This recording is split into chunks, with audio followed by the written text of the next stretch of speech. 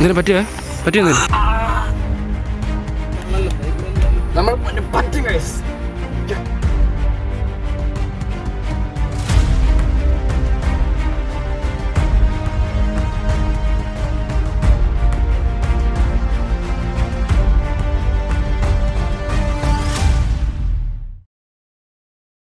ഇന്ന് നമ്മൾ കൊടുക്കാൻ പോകുന്ന ഒരു ടാസ്ക് എന്ന് പറഞ്ഞാൽ ഈ വീടിന്റെ മേളിൽ നിന്ന് നമ്മൾ സ്റ്റെയർ ഉപയോഗിക്കാതെ താഴെ ഇറങ്ങണം ഗൈസ്. എങ്ങനെ വേണമെങ്കിലും ഇറങ്ങാം ഗൈസ്, പക്ഷെ സ്റ്റെയർ മാത്രം ഉപയോഗിക്കരുത്. കുറച്ചധികം റിസ്ക് ഉള്ള ടാസ്ക് ആണെങ്കിലും നമുക്കിത് എങ്ങനെ കംപ്ലീറ്റ് ആക്കും നോക്കാം ഗൈസ്.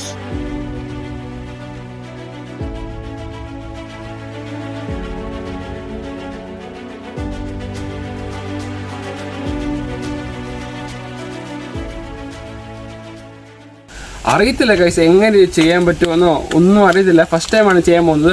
അപ്പോൾ ആരും ഇത് വീട്ടിൽ അനുകരിക്കും, കാരണം നമ്മൾ അത്രത്തോളം സേഫ്റ്റി പ്രിക്കോഷൻസ് ഒക്കെ എടുത്താണ് ചെയ്യുന്നത്. അപ്പോൾ നിങ്ങൾ ആരും ചെയ്യരുത്. നമുക്കൊന്ന് ട്രൈ ചെയ്ത് നോക്കാം, ഒരു ചലഞ്ചായിട്ട് ഒന്ന് അക്സെപ്റ്റ് ചെയ്ത് ട്രൈ ചെയ്ത് നോക്കാം. ഓക്കെ, എങ്ങനെ ചലഞ്ച് അക്സെപ്റ്റ് ആക്കുന്നോ? പിന്നല്ലാതെ പിന്നെ ആര്. ഓക്കെ, എന്നാ ബാ ഇറങ്ങി പോണത്. പക്ഷേ ഇതിലെയാണ് ഏറ്റവും കൂടുതൽ ടാസ്ക്. ഫുൾ ഉറുമ്പാണ് ഗൈസ് ഇവിടെ. പിന്നെ എങ്ങനെയൊക്കെ ഫുൾ ഉറുമ്പൊക്കെ ഉണ്ട്, എങ്ങനെയൊക്കെ ഇടയ്ക്ക് കയറി പോകണം. കഷ്ടമുണ്ട്, കഷ്ടപ്പെട്ടാൽ എങ്ങനെയൊക്കെ എത്താൻ. അയ്യോ,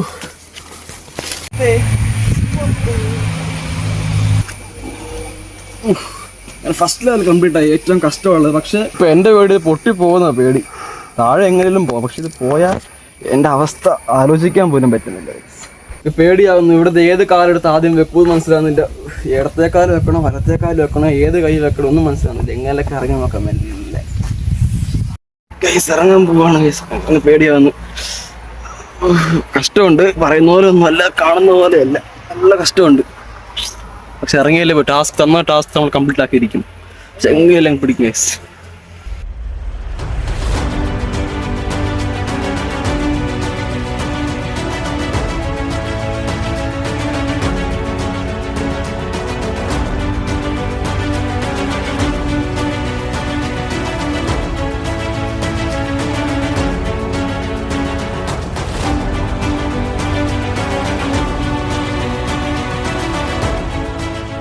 സ്റ്റിൽ തിങ്കിങ് ആണ് കേസ്. ഒന്നും മനസ്സിലാവുന്നില്ല. അങ്ങോട്ട് പേടിയാവുന്നു താഴെ നോക്കുമ്പോൾ. താഴെ നോക്കാണ്ടിരുന്നാലും ആലോചിക്കുക. നമ്മൾ പറ്റും ഗൈസ്.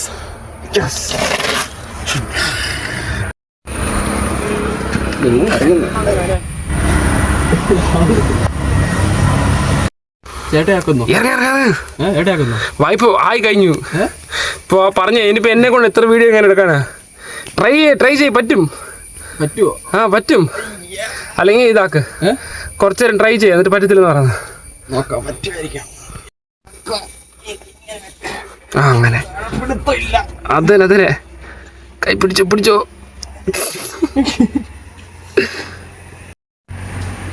ഒരു മിനിറ്റ്,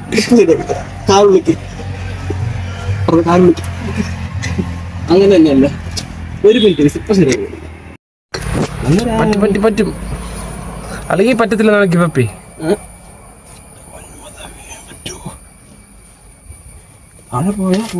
കൈ കൊണ്ട് പിടിക്കും. എങ്ങനെ പിടിച്ചിറങ്ങാൻ പറ്റുമോ? ആ കൈ പറയുന്ന എളുപ്പമല്ല ഗൈസ്. പേടിയാണ്. ഗീവപ്പ് ചെയ്താലും ആലോചിക്കുക. പക്ഷെ ഗീവപ്പ് ചെയ്ത് അവിടെ മര്യാദ കൊടുക്കുക. എങ്ങനെയൊക്കെ ഇറങ്ങാൻ നോക്കാം. അയ്യോ, ഇവിടെ കുത്തി നിൽക്കാം. കുത്തി നിൽക്ക് വിടുന്ന കാര്യമൊക്കെ പേടിയാണ്. എങ്ങനെ താഴെ പോയി എൻ്റെ ആട്ടം കഴിഞ്ഞു.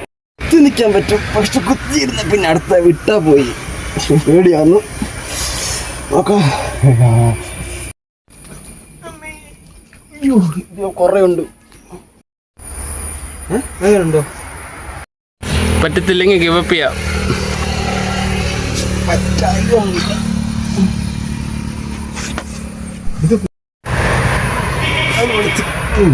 ശരിയല്ല, പറഞ്ഞ പോലെ ഇറങ്ങാം. അങ്ങനെ യെസ്, അത്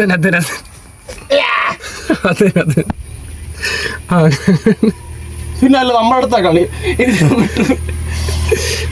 അങ്ങനെ തന്നെ മെല്ലെ യെസ്.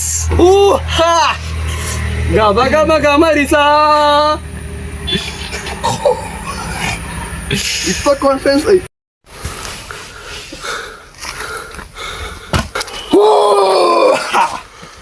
ചാലഞ്ച് അക്സെപ്റ്റ് ചെയ്തു. എന്തെങ്കിലും പറയാനുണ്ടോ?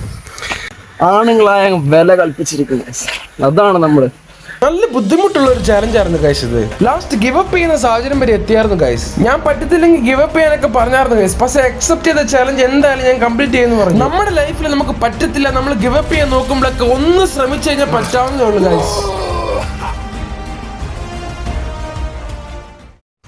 അപ്പോൾ ഗൈസ് അങ്ങനെ നമ്മുടെ ചാലഞ്ച് അക്സെപ്റ്റ് ആക്കി.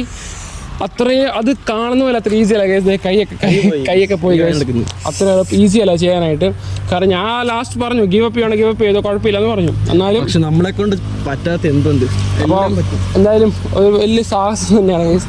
നമ്മൾ താഴെ അതിൻ്റെ എന്തായാലും ആയിക്കഴിഞ്ഞാൽ താഴെ നമ്മൾ അതിനുള്ള സേഫ്റ്റി ഒക്കെ ചെയ്തിട്ടുണ്ടായിരുന്നു. അപ്പോൾ നിങ്ങളാരും ചെയ്യരുത്. അപ്പം എന്തായാലും അടിപൊളി. ഞാൻ പ്രതീക്ഷിച്ചില്ല ചെയ്തത്. സൂപ്പർ ഐഡിയ ചെയ്തു. ഓക്കെ, അപ്പം ഇതുപോലത്തെ സൂപ്പർ നിങ്ങൾക്ക് എന്തെങ്കിലും വീഡിയോനെ കുറിച്ച് പറയുകയാണെങ്കിൽ താഴെ കമൻറ്റ് ചെയ്യുക. എന്തെങ്കിലും വീഡിയോയിൽ വേറെ സജഷൻസ് ഉണ്ടെങ്കിൽ തരുക. ഓക്കെ, അപ്പോൾ നമുക്കിനി അടുത്ത ഇതുപോലത്തെ കിടക്കാച്ചി വീഡിയോസ് ആയിട്ട് വരുന്നതായിരിക്കും. അപ്പം അതുമായിരിക്കും. ബൈ.